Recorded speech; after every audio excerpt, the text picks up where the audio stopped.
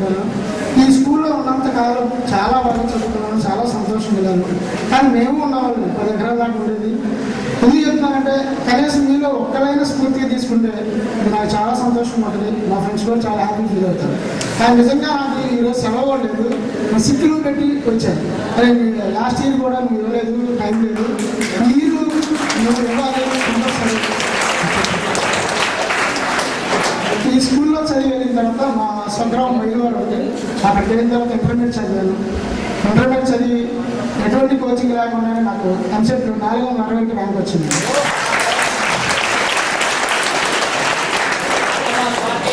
కానీ కౌన్సిలింగ్కి వెళ్ళడానికి వెళ్ళే రోజు ఏమైందంటే ఈ రిజల్ట్ వచ్చింది. కౌన్సిలింగ్కి వెళ్ళే మిడిల్ నన్నది దాదాపు 15 లక్షల దాకా ప్రాసెస్ ఉంది బిజినెస్. ఉన్నదంతా అన్ని ఇంటితో సహా బయటకు వచ్చేసింది. మంచి మంచి పొజిషన్లో ఉండేవాళ్ళు పుస్తకాలు అబ్దుల్ కలాం కానీ ఇలాంటి బుక్స్ చరిత్రకి నేను చదువుతూ ఉంటాను.